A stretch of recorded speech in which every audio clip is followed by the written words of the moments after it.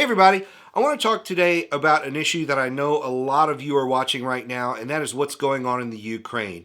And so I don't want to speculate on what will happen or any of those kind of things, but I do want to talk about some things that you can watch for in government contracting, because I know that's a question a lot of you have is how does this impact me as a government contractor? What kind of things should I expect to see, and that sort of thing. And so I'm just going to talk from my experience, and I'll give you a really quick example here. So on 9/11, which it's a different situation here, but on 9/11, something happened to me as a government contractor that had never happened before. I got a phone call, and it was from one of the intelligence agencies, and they said, "Hey, we need X, Y, and Z from you." It was some software that we provided, and I said, "Okay, it's $109,000 and whatever." And before I could even ask, "How do you want to buy this?" they said, "Do you take Amex?" And like I was just floored. Like, do I? Okay, we've never done that before, but we processed our largest order at the time through Amex on 9/11 because the government needed our software. And that leads me to one of the first things that you can sort of expect. Now, this isn't all the time, and it's not going to be every procurement, but I have seen agencies bypass a lot of red tape, a lot of procurement issues and things like that, standardize practice, and just say, "Hey, we need this. This is the vendor we want. Go get it. Go get it right now because we need this." And it's something I've personally seen. So that is something. I'm not saying you should all expect purchase orders or credit card orders or anything like that. But sometimes when we are in a situation where our troops are in harm's way and that sort of thing, you can just sometimes expect for the process to get skipped a little bit. And so they're going to accelerate in order to get what they need because it's an urgent, right away need.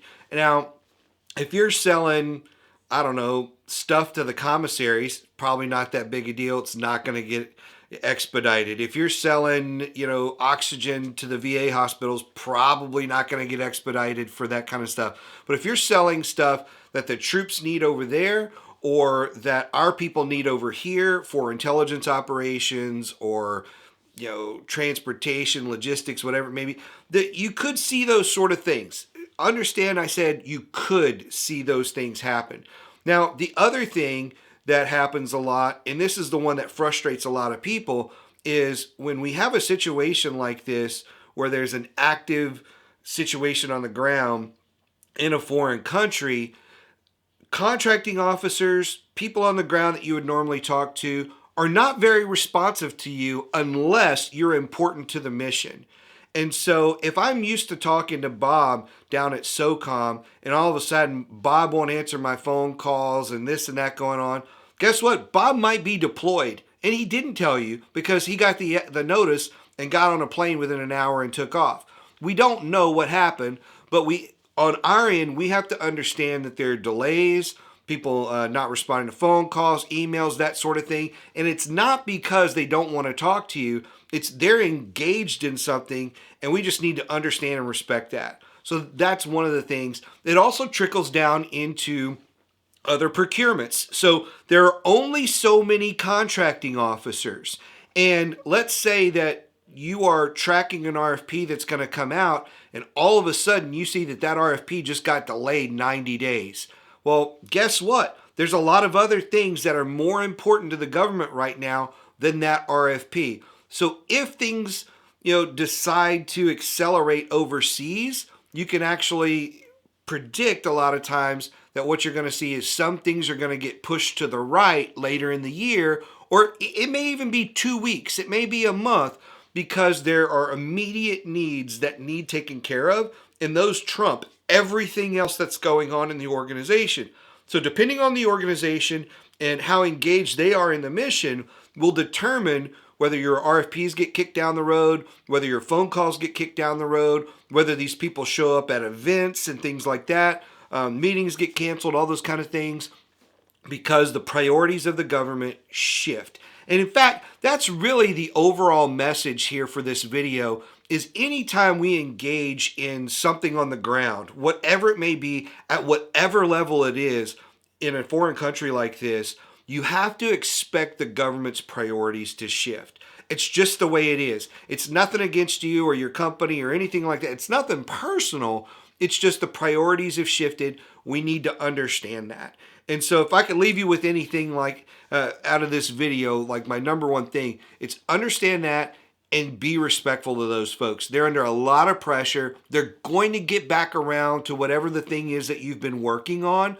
It will happen, but you've just got to be able to be patient and respectful in these times. Because guess what?